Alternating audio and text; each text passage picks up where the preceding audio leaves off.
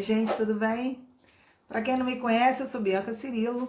Hoje a gente está aqui para mais um Papo de Divã, para refletirmos sobre um assunto que eu considero assim de suma importância, porque eu acredito que na experiência psicológica, a relação entre amor e dependência atravessa qualquer contexto, atravessa qualquer dificuldade que as pessoas estejam vivendo, porque existe uma confusão, né? E não se tem ideia clara, até porque as questões psicológicas não são assim taxativas, né?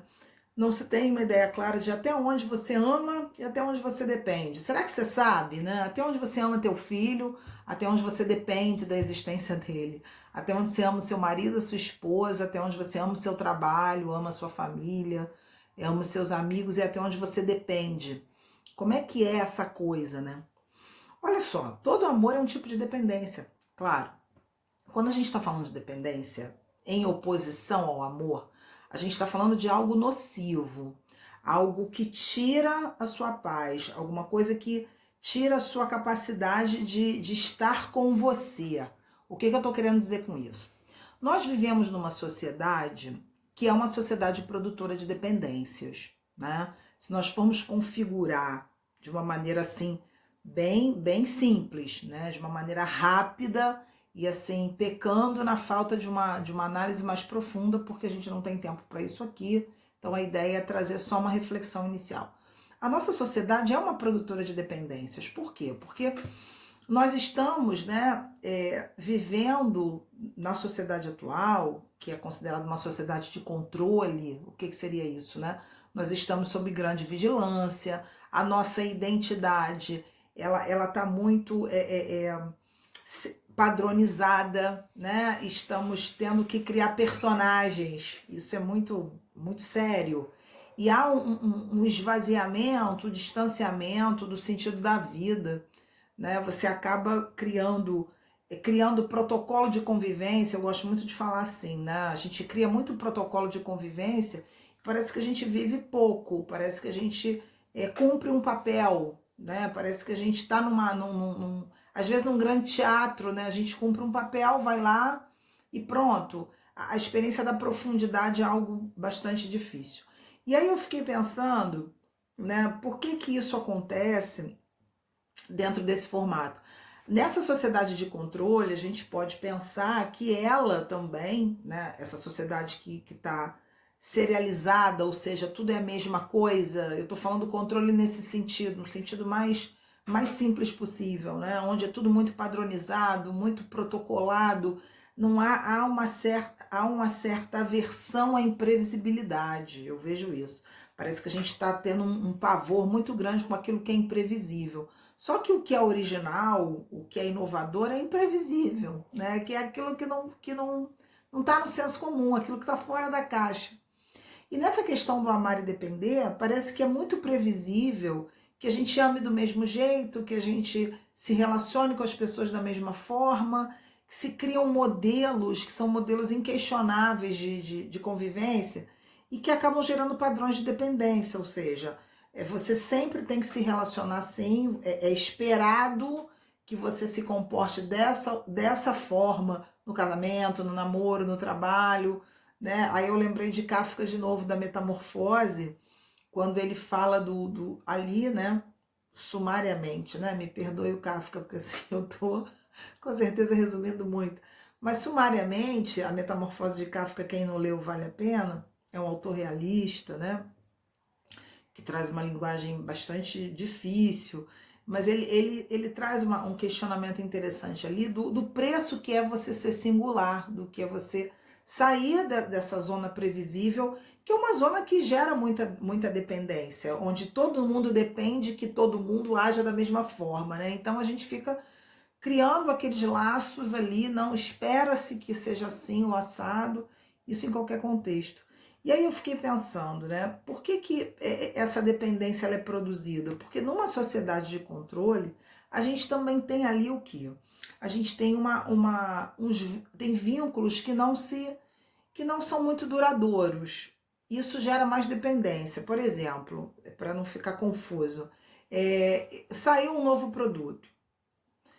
eu não crio muito vínculo com ele. Aquele vínculo da novidade, sai um novo produto, eu adquiro um novo produto. Daqui a pouco ele já está fora de moda. Então, assim, para gerar mais dependência em mim, porque aí eu vou comprar um novo.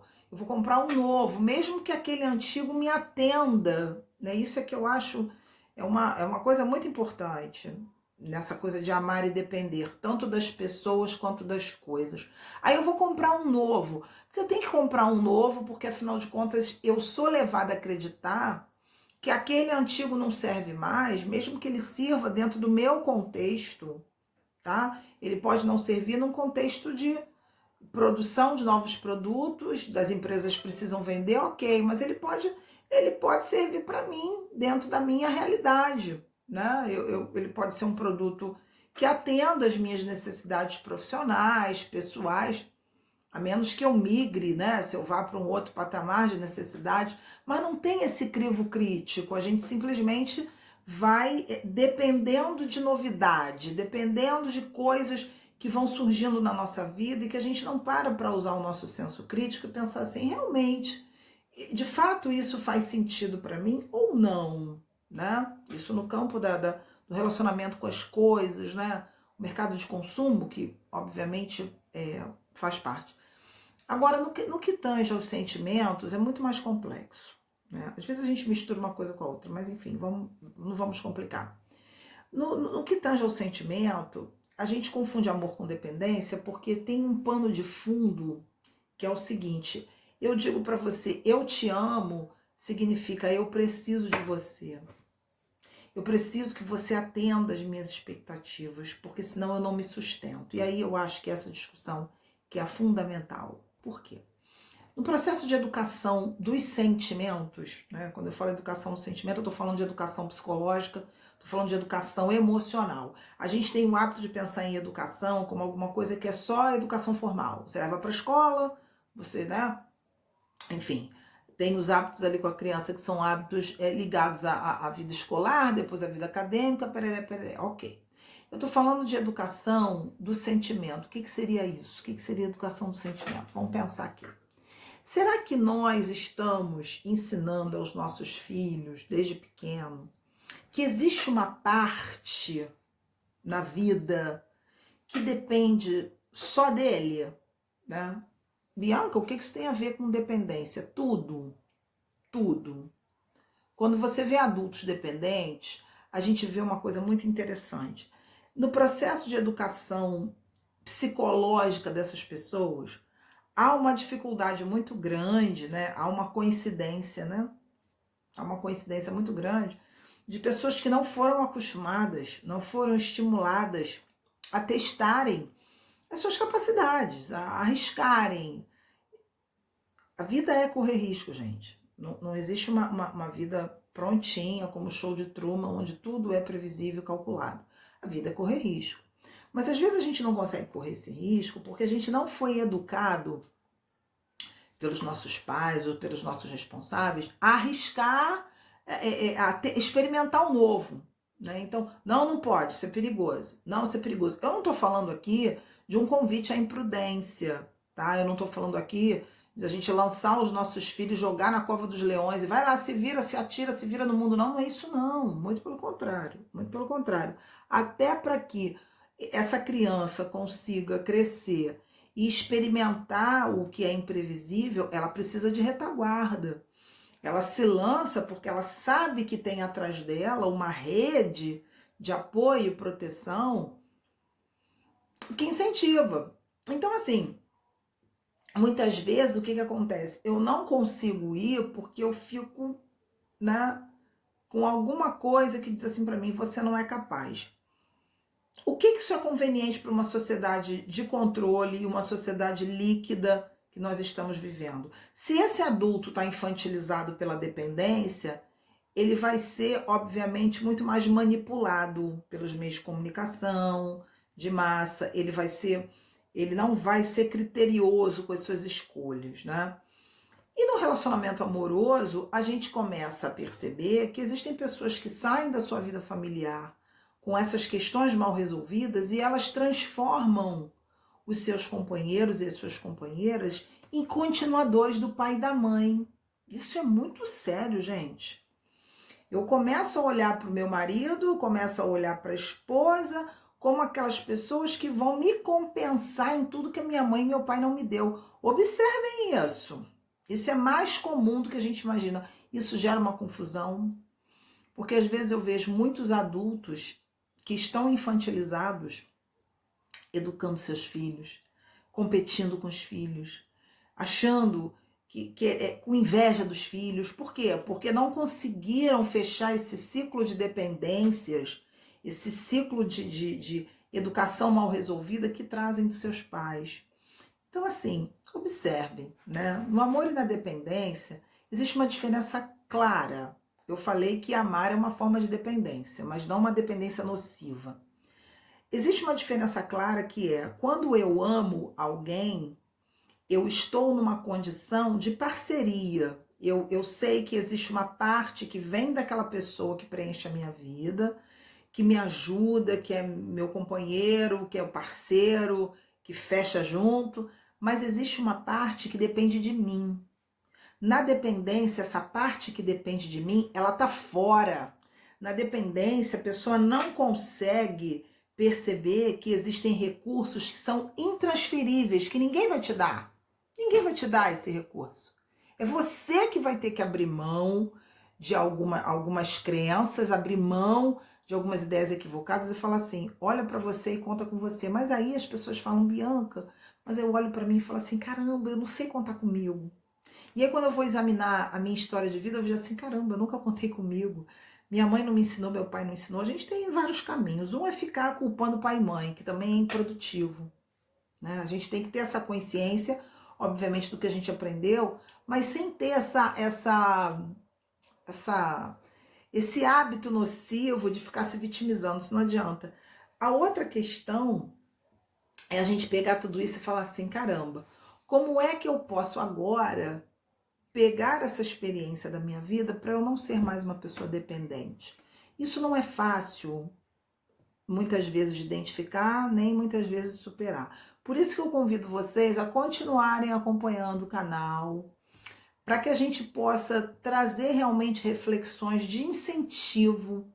São estímulos para todo mundo começar a pensar no que precisa trabalhar dentro de si, o que precisa aprender a fazer diferente, que recursos vai buscar para que a gente tenha mais paz. Então, assim, eu vou deixar essa mensagem aí para vocês, né, do amar e do depender, para que vocês pensem, será que vocês amam ou vocês dependem? Dentro desse contexto de uma dependência nociva. Se perceberem que dependem, o que vocês podem fazer hoje, a partir desse vídeo, a partir do que a gente está falando aqui, para vocês mudarem a vida de vocês?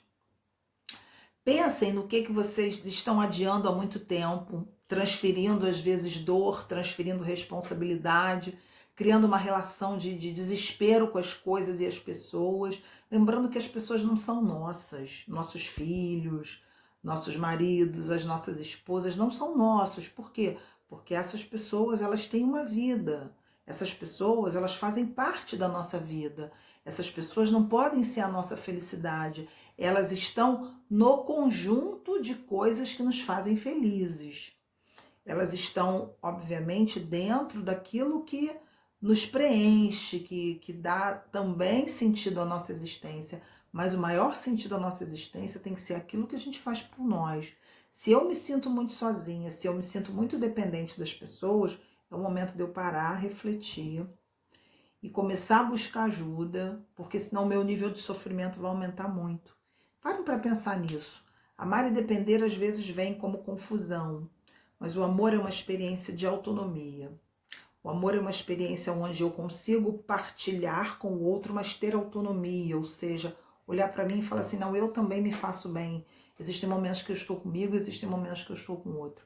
Na dependência, não. Na dependência, você só quer estar com o outro porque você se acredita tão menos, que você acha que só o outro é importante, só o outro pode te dar aquilo que muitas vezes não é ele que tem que dar, não tem que dar, mas sim você. Então, assim, vamos parar para pensar e refletir sobre isso, ok?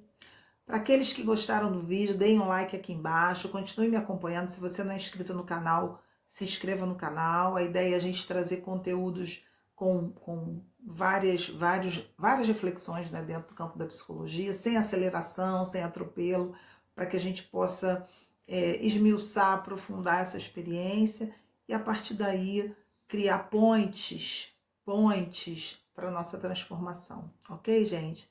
Muito obrigada, um forte abraço, até a próxima.